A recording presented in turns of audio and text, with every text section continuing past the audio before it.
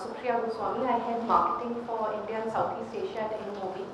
And I've been around for about 2.5 years with InMobi in different roles. And excited to be here, and thanks YourStory and Microsoft for including us. Thank you. And Vineet, I think a few people came in a little late, maybe in introduction. My name is Vineet. I lead product management on the surface design and engineering team.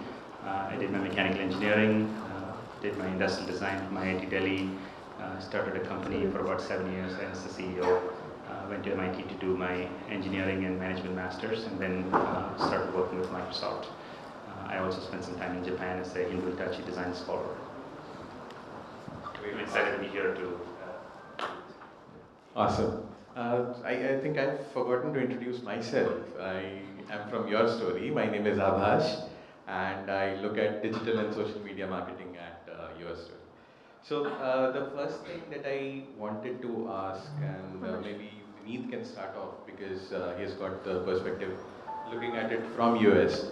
So we are not very late into the product life cycle, right? So India was a services market, and now products are just beginning to come up.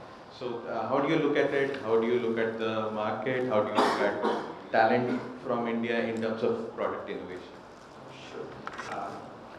I think there are several questions back into your one question. We break into three parts. What's the outlook for India? Personally, for me, when I was starting the service team, one of the questions I was asking some of the senior leaders in the team is, hey, what does it take? Why don't we move some of the manufacturing to India? There is so much happening. There are public policy stuff, taxation. So many things have to fall in place. But at least with the new government's direction, and there is Made in India or Make in India campaign, I think there is at least there is a positive outlook that there are possibilities in the manufacturing space that can happen. The second part is the talent question. Is there talent in India? Absolutely. If you look at Fortune 500 companies in the United States, if you look at the number of Indians, including Microsoft, Satya running it, there are so many companies which are run, created, or curated by Indians. So talent in the Indian blood, I don't think that is an issue. Yes, are they trained for certain jobs? Do we need to coach them, build them? There is effort that needs to be done based on where those people are working. So talent development needs to be done, but in terms of raw talent, I think the Indian diaspora is as talented as the best in the world. So two things. Talent, of course, I agree with Vinay. There's no doubt about the talent in this country. In fact, my story with Flipkart started on a talent hunt. I came to India in 2011 to set up India Walmart Labs office, and I was looking for some really good engineers, which is when I happened to meet some of the engineers at Flipkart and came to know about Flipkart. And I ended up actually talking to somebody at Flipkart, and I mean, it turned out to be the other way. I ended up actually in Flipkart. But yes, talent, absolutely, no doubt about it. In fact, the product thinking, I would actually attribute the product thinking to the leapfrogging we did in the mobile space. That kind of really triggered very serious product thinking. A lot of startups that we see around, right? There's so much fundamental infrastructure problems that are being solved in the mobile space. Like, I mean, booking a cab is no brainer now. I mean, I actually, even now, I was actually trying to, one of my colleagues offered me a drive, but booking a cab is like, it's become a default thought process right now. I mean, and mobile made this possible. People actually say, okay, I mean, it's a Me Too app in India, but if you actually look at very deep into these products, right? There's so much of Indian thought process going into it, trying to understand the Indian infrastructure, Indian audience, Indian customers. When we talk about mobile space, people talk about device fragmentation. India actually throws one more thing at you, is the user fragmentation. We have wide range of cultures, religions, languages, people. I don't think any country is actually dealing with this kind of problem, unlike we here in India are doing. So yes, both are actually happening, and I believe this is the right time to be in India. So please. Okay, I think what I would say is that at some level, you're right, product is in sort of infancy and in India right now, sort of 10% there.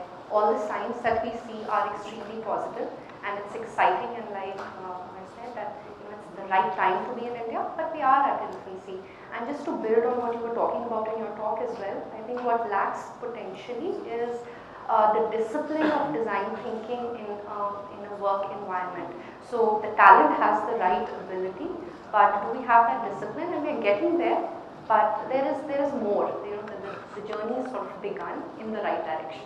So excited to, and I'm looking forward to what lies ahead in this space. And at InMobi, I think apart from the employees, there are also several startups being incubated, I think, or We have they about are. 40 startups that have been started by InMobians over the last 7 years that we've been around. So definitely, I think we are very proud of the fact that we are able to build that kind of environment, build that kind of culture and of risk-taking and iteration that leads to that happening. So like we said, it's the beginning, and it's an exciting journey. And Vineet, you spoke about a few, trade-offs, and apart from that, coming to Flipkart, there is scale, right? While you're growing, and while you're building a Surface Pro, there are so many other issues to tackle. So, how do you prioritize? I mean, you have a team with, say, X number of members, but only so much bandwidth. How do you prioritize? How do you kind of say, this is what we will go ahead with, and this is what we will, save for later, or maybe not do at all? So how do you look at that? It's a tough question. It's based on the context in which you're operating. At a high level, there are principles based on you operate. You say that, hey, we will put the customer first. So if based on that decision, when you make a decision, how does it impact the customer? And I personally believe that if you're trying to make money and not think about anything else, then you probably will not make money, only in the long term. But if you try to make great products, and if you're passionate about what you're doing, then you will probably make money in the long term. So making sure that making money is important, but secondary to creating great products. So how do you make sure your user experience and design thinking is taking higher priority, order of priority than everything else is very important. The second part is there is always trade-offs. When we worked on Surface Pro 2, there were so many ideas that we did not have the capacity to scale and do. There are multiple reasons for it. One is resources, the other is technology maturity, ability of the ecosystem to embrace the changes that we can make, how much confusion or changes that we want the users to take. So there are layers of changes that you think about. And you say that how do you want to surprise the user to the level to which they can tolerate.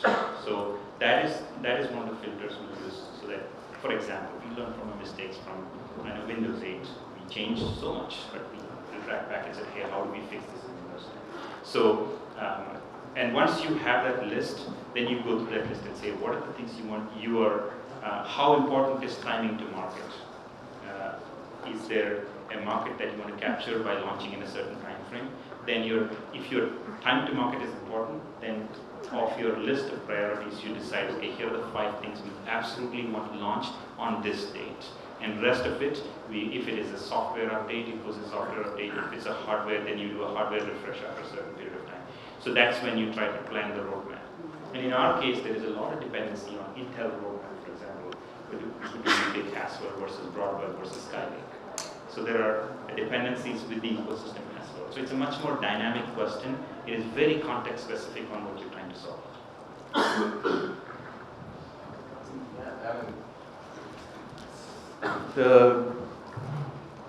Microsoft will have an answer for this, but Flipkart will have a very, very different answer for it. Yes. But in your case, those priorities are growth, scale, and those kind of things, rather than a surface where it's device, hardware kind of a thing. Absolutely. So what we do at Flipkart is we let actually data win the priority battles. We see everything in terms of effort to impact ratio. For us, time to market is very, very crucial. Being an e-commerce company, we need to move fast. We need to have our customers get delighted literally every day with, even if you take out one step in their flow, it's a huge delight for them. It doesn't have to be a completely new feature. you make the friction one step lesser, it's still a huge win for our customer and huge win for us. So everything we look at it as effort impact ratio. It's like if you actually look at it, it's like a VC setup where every team is actually doing a VC pitch. Here is why we need to do it, and here is the impact numbers, and here is what it would take for us to do it. But having said that, we've actually done initiatives where we didn't have data. I mean, when we launched Ping, Ping is a completely new initiative. I mean, it was like never done before kind of initiative where the chat on top of an e-commerce. We don't even know if it will work or not. Our hypothesis there was, why does shopping have to be, an online shopping have to be a solo experience? Why can't it be a social experience as it is in real life? So we said, okay, let's go ahead and do it. So have we figured out a silver bullet to strike the balance between the initiatives like this and effort impact ratio? No. We're still learning from it. But most of the times it's the data that wins the battles for us. And how's the learning been with Ping?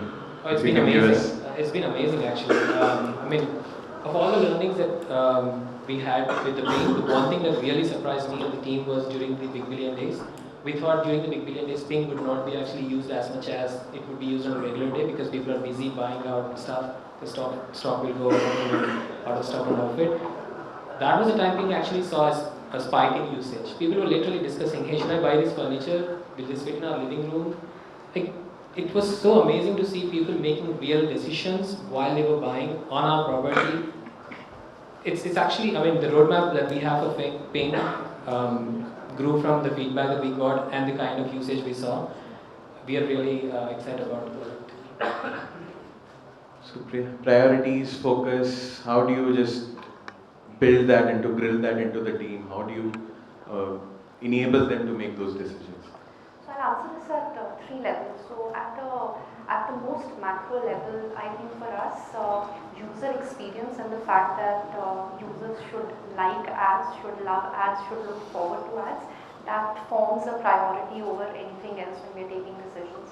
At an organizational level, when we look at it, so we look at our priorities at three sort of stages, right? So one is of course business as usual, revenue generating projects where we need to invest time and effort, and so that's your regular stuff. That's 70-80% of where you're prioritizing. And then you have your strategic bets where we do a lot of investment, and this is what is going to differentiate us from competition, put us ahead of the curve, etc. A lot of investment.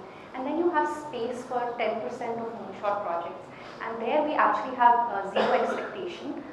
These are projects which, or so projects where engineers, people, have ideas and they're already sort of, working on them. We have no expectations, and just to share, for example, Meep was an outcome of one of these moonshots, which was, there in place almost a year and a half, 2 ago. And today it's translated into, one of our biggest philosophies, products, going forward.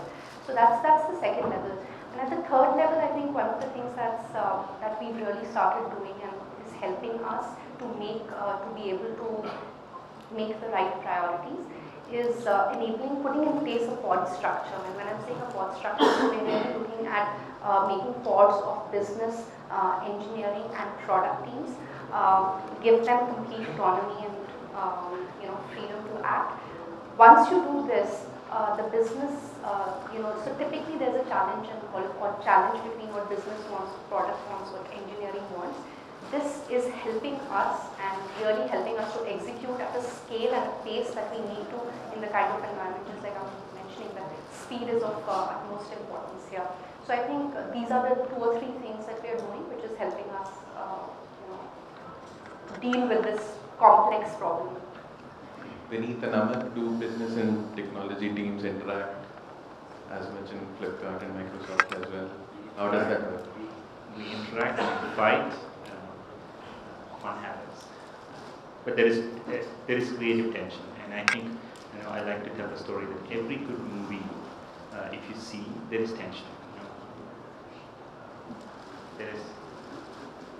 There is love affair, there is fight, there is evil, and there is good and bad. So anything that you take in life, if you are trading off between something, it has a character and value to it. and products are made like that. So products are a reflection of people who make it, and then we internally discuss about this all the time. There's a lot of tension between similar triangle, user experience versus business versus engineering. Each of these team members want to absolutely excel in what they want to do. But when you step back and look at the entire system and say, as a business, as a product, when it all comes together, how do we make sure it's integrated into a great experience instead of, wow, you have the best mechanical engineering capability in the Surface device, but everything else fails. So there is a trade-off discussion that happens at the leadership level. We constantly discuss about this and say, how do we trade it off? And when we do that, we have to tone down some people, push other people, and push the levels. So there is creative tension, and that's what makes our lives super fun. At Flipkart, I should say the line's a little blurred between business, product, and engineering. I think the only line that actually stays is business cannot code. Other than that, end of the day, we are Flipkart customer. So when business comes to us with a ask, our engineering team or product team equally contributes to it. Like, as a customer, would I like this feature on the Flipkart property? So there's a lot of brainstorming. Like Vinny rightly said, it's a lot of fighting. There's a lot of creative tension between the teams. But end of the day, we're all one team. We're actually trying to solve it for the customer. In fact, a lot of times when business actually said, you know what, it's a stretched goal, don't even go after it. And the engineering said, you know what, no, let's do it. Let's make this happen. So it's one team end of the day. Again, one of the things that we are also trying to learn how to make this more scalable and more sustainable process as we grow into a big organization. We're trying to actually get into a pod-like structure where people are empowered to make the calls and run with it. One of the teams that we are actually building right now is a code hacking team where they can just go experiment on stuff, don't have to depend on the code engineering group to unblock them. So there are some initiatives happening, but at the end of the day, all of us needs to go together to make it happen for the customers. I just want to echo that, even on the service team. Once we have the freedom to disagree on all the elements, but once as a team we decide that we've agreed on something, then we're one team. Because then that is where the trust that you build in your partnerships that over time adds up. And you say that, hey, when we have made a collective decision as a team, we've always succeeded because we've done the right thing for the product of business. Anyway, on that point, I think thank you to all of our panelists. It has been a very enlightening panel.